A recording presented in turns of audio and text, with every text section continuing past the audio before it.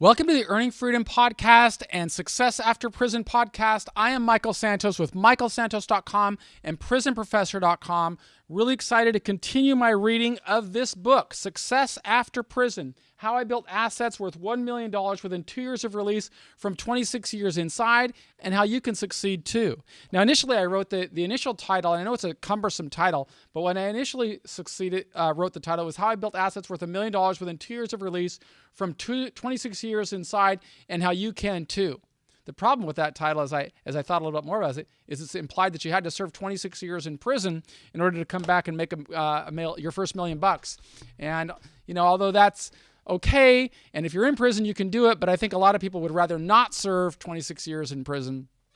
And so that's why I changed the title. But in any event, I want you to know that the purpose of this course, as is the purpose with all of the work that I do, is to demonstrate that regardless of what challenges you're going through right now, what difficulties or struggles you are in, it's never too early and it's never too late to begin sowing seeds for a better outcome. And through these episodes that I have been broadcasting on the new podcast, Success After Prison, I've been reading this book in 20-minute increments, specifically because I want people to see the relationship between our behavior at one given time and our prospects for success later. And now I'm going to continue reading this book today, in this chapter today, but before I do, I want to tell a little story. And it's a story about how I transitioned from a United States penitentiary when I began serving my sentence, which is a high security penitentiary for those who don't know, into a medium security prison at McKean, Pennsylvania. This could be a long story, but it has a direct relationship to what I'm going to be writing about. And it's about critical thinking. It's about sowing the seeds early for what you want to achieve later. Now, I was serving a 45-year sentence when I initially got in trouble. And my judge, that's what he sentenced me to, was 45 years. But I was under the old law it's called, and you only have to serve about 26 years, but it was still a long time. And I started serving my term inside of a United States penitentiary. And after I was in, I think it was about 6 years or so, I recognized that it would be better for me to move to a medium security prison. But that wasn't going to be easy. And the reason it wasn't going to be easy wasn't because I was a high security guy, but at that particular time in the evolution of the prison system, there were a lot of complications with regard to where an individual could transfer. I was being held in the southeast region of the United States, and my research showed that it would be very important where I served my time. And the reason it would be important is because I'd already finished my undergraduate degree. I was then enrolled in a master's program, and I knew that not all prisons were supportive of education, so I had to do some research on which would be the best institution for me to serve my sentence. I'm going to try and make this as short as I can because I do want to get into the reading of the book, but I want to show the relationship of what I had to do, and I think I'll develop a separate course on critical thinking skills specifically for this topic. But just to preface this chapter, what happened was I had a mentor in my life. His name was Bruce McPherson. He was a professor from Chicago, and he came into my life very early on. I wrote about it in my earlier book, Earning Freedom, and really in all of my books I profiled Bruce because he was a mentor of mine. He was the type of guy I considered to be a mastermind, and he'd fly in to see me. And we were in the visiting room, and at the penitentiary, and I was telling him, "Hey, here's a challenge I have. I want to finish my master's degree, but this penitentiary might not be the right setting for me. It's time for me to make a transition, and I have to get to the right prison." And he said, "Well, why don't you ask, staff?" And I said, "Well, asking staff isn't really going to give me the insight that I need. Because, for example, if somebody were going to ask inside of the penitentiary staff whether a guy could go to graduate school, the staff would probably say no. But I'm in graduate school. You see, if you're living in the prison, you can find opportunities to succeed. You can find opportunities to maneuver your way into opportunities that are going to help you advance the goal. And my goal was to emerge successfully. So every decision I made was along those lines. And I told him, I said, in order for me to get to the prison that will give me the best opportunity, I suggested, I said, I need to get some inside data from people who are serving time in those prisons, not staff members. And so we launched this really coordinated strategy where we would publish an article together. It was called Transcending the Wall, the Professor and the Prisoner, or something like that. And we published it in a peer-reviewed journal for correctional professionals. It was called Federal Probation. And after we published it, then we took the next step. And that was to send Bruce to Washington, D.C., to the Bureau of Prisons headquarters to meet with the supervisor of education for the entire Bureau, and him say, hey, I wanted to present this chapter that we wrote that's published in a journal. We profiled your work, and we'd like to do some more work and in helping more people emerge from prison successfully, is what Bruce told Sylvia McCollum, who was the supervisor of the head of education for the Bureau of Prisons. And they had a meeting, and she welcomed him because he had great credentials. And that face-to-face meeting resulted in Sylvia giving Bruce carte blanche to go to any prison in the country and meet with inmates who wanted to advance their education.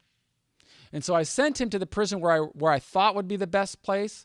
And he ended up meeting a few guys in the penitentiary, and they told him what my research had suggested, that this would be a great place for me to go.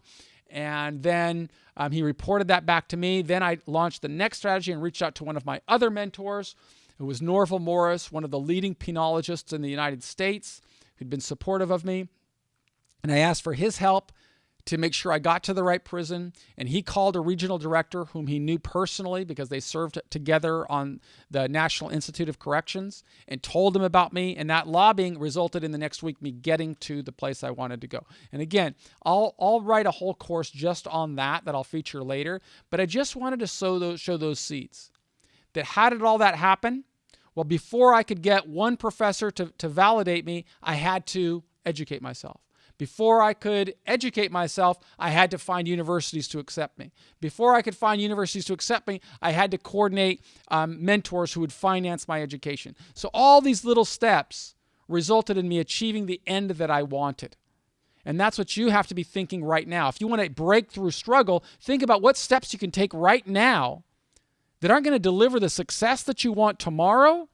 But one dot is going to lead to another dot, is going to lead to another dot, is going to lead to another dot, and eventually you are going to get the outcome that you want. And it's really important to see that. That's what critical thinking skills is all about. And I hope that you'll participate in the later course that I designed specifically on critical thinking skills that empower an individual to get from where you are to where you want to go. And that's no different from what I'm doing out here in society. Right? I come out of prison, 000 credit score, set a goal, want to make my first $1 million within 5 years, use those same critical thinking skills. Now, granted, I was far ahead because of the decisions that I had made when I was in prison. However, I continue applying the strategy. So now I'll continue reading. Okay, the wisdom of Socrates has lived for longer than 2,000 years. Socrates was my first mastermind. His teaching influenced my thinking and approach to problems. To figure out next steps in the development of my career, I turned to his question-based approach to learning. The more questions I asked, the more truth I found in his saying, the one thing I know is that I know nothing. So by the spring of 2014, I had been free from the Bureau of Prisons for 8 months. And the experience of creating the Straight A Guide and striving to bring the product to market taught many lessons. More than anything, I learned that I needed help. In order to build a truly sustainable business, I would need to inspire a team of qualified professionals who could accelerate sustainable growth. And so I did some simple back-of-the-envelope math, just like I did when I was in prison. Remember? I told you I was in a visiting room. I had a relationship with Bruce. I'd already done the work in advance to get a guy like Bruce on my team. Now I needed him to get other people on my team, Bureau of Prisons officials on my team. And I knew that it wouldn't be effective for me to go to them directly because they wouldn't look. I was just a prisoner. But they would listen to Bruce. So you see, it's critical thinking that helps you get there. And that's the same type of thing I was doing when I was trying to build my business.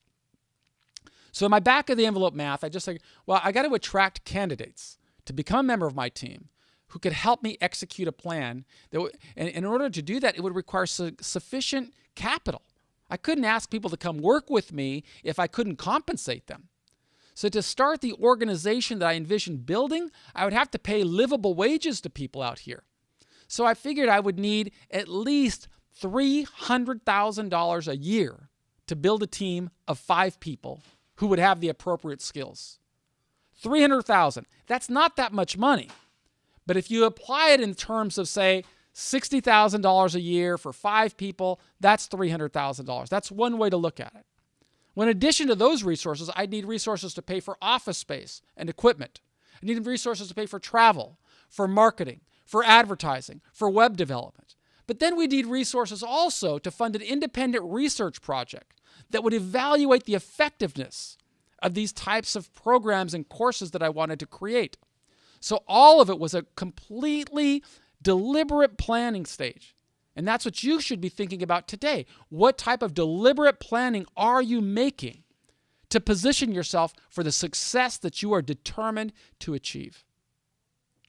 So all in, I anticipated that I would need between $600,000 and $1 million per year to fund a sustainable operation. $300,000 for wages, maybe another $300,000 for incidentals that would include office space, travel, marketing, web development, so on and so forth. And further, I would likely need 3 years worth of funding before I'd ever be able to become a fully validated, evidence-based program. Now, simply put, to bring this dream to life of wanting to help more people in prison emerge as successful law-abiding citizens and deliver this course, I anticipate that I would need between $2.5 and $3 million of venture funding. It's a lot of money, $3 million, right? And so, here you gotta weigh those factors, right? I'm thinking, well, in order for me to really succeed, that's what I'm going to need, about $2.5 to $3 million to build it.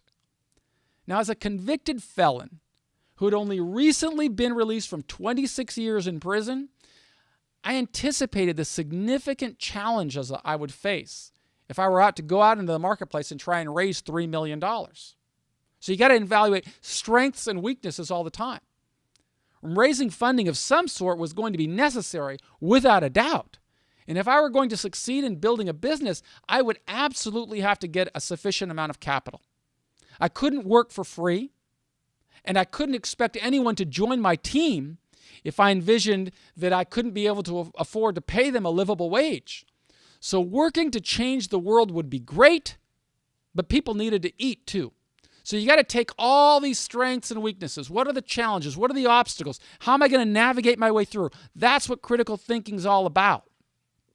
And so before picking up the phone and trying to raise money, I used the same strategy that I taught through the courses that I'm offering right here. Remember, I don't ask anybody to do anything that I don't do, that I didn't do when I was in prison and that I'm not doing right now. So that strategy of identifying values, of setting goals, of articulating a message that helped me conquer 26 years in prison, I was convinced it would also help me chart the next course of my journey in society. And I'm convinced it can help you as well. So to start, I thought about what? If you've been going through this course, you know the first step. It's not to think about me and what I want. It's to think about my avatars. Who are they? Who are the prospective investors that are going to fund me if I'm truly going to raise $2.5 to $3 million? I need to think about them. What questions would they want me to answer? If I can understand their motivations for investing, well, then I would advance my prospects for success. I had to figure out, what do they want? And then deliver them, show them how I can help them solve what they want. This is what my thought process begins with. I start figuring out their issues, how they define success, and then I'm going to try and re-engineer how they're going to get there. So I know an investor what they're looking for. First and foremost, they're looking for a return. And I'm going to talk about that in the next episode. Right now, I want to go back to this theme that I'm trying to share with you.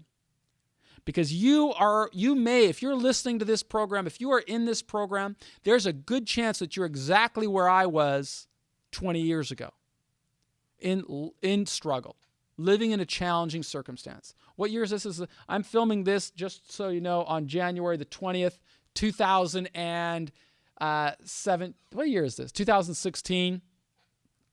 And as I'm filming this episode, I'm in an office. I got my colleague Sandy over there on the door. I've got people walking around. So, it's totally where I am. I'm just always thinking about what I'm striving to do. But my focus is always on, how am I going to solve the problem? How am I going to crack the code? How am I going to find the secret sauce that will allow me to succeed? And it's not about me. In order for me to succeed, as Zig Ziglar said before, I've got to figure out how to make other people succeed.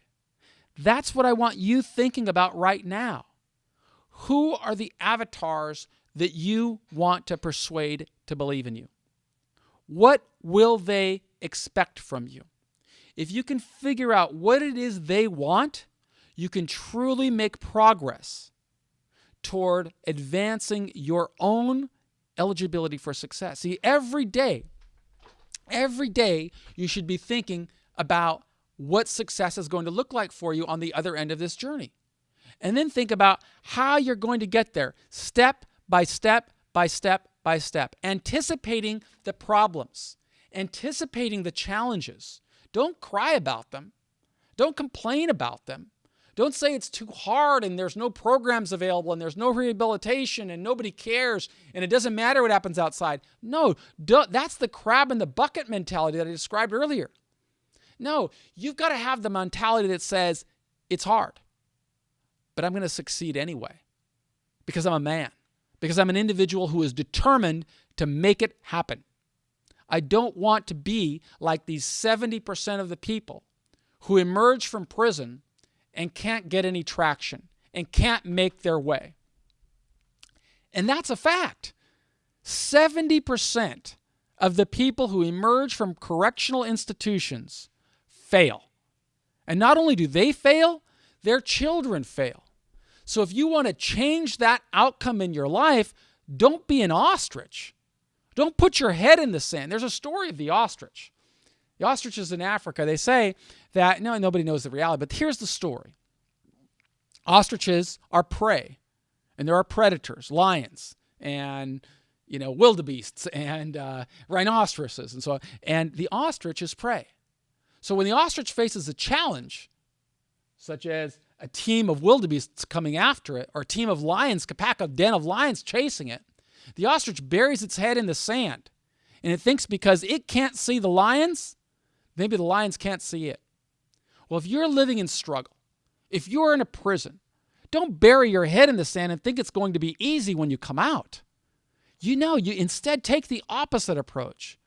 Pull your head up, look around you, and ask yourself, which kind of guy do you want to be? The kind of guy that gets out and struggles to get a job flipping hamburgers? That might be a part of your strategy, and I don't discount it. But make sure it's part of a strategy that will lead you to an end game. And what is that end game? That end game is success. It's prosperity. It's home ownership. It's becoming self-sufficient. It is ensuring that you may be in prison, but it's not the prison that's defining you. It's your attitude. It's your values. It's your goals. It's your passion. It's your energy. It's your drive. It's everything that you want to achieve. That's what will make the difference in your life. And it all starts right now. It all starts with the decisions that you're making while you're inside. And again, I am not telling you this message as if I'm a part of the prison system. You don't do 26 years in prison and say you're a part of the prison system. I am grateful that staff members allow me this opportunity to create these programs and deliver them to the prison system. Because I feel as if I am this escaped product, what's that escape? I read his book. Douglass. Frederick Douglass was an escaped slave. And when he came back to society, his job was to tell people how we can improve, why slavery is bad. Well, that's my role. My role is a guy that's come out of prison, and my job is to try and tell as many people as I possibly can how we can improve these outcomes, and ask the guys who are inside how you can help me. How can you help me? By making sure that you help yourself. just know nobody is going to work for your success as hard as you are going to work for your success. If you don't work hard for your success, don't expect anybody else to. But if you do, if you think about your avatars, if you think about what you want to achieve, if you start asking the right questions about what they will expect of you, that's when you will move the needle in your life. So that's it for this episode. I will be back tomorrow continuing this story of how I went out looking for investors to fund this vision of how I was going to build a product and a service that will help more people emerge successfully. I'm Michael Santos with michaelsantos.com and prisonprofessor.com, and I look forward to working with you. Thanks.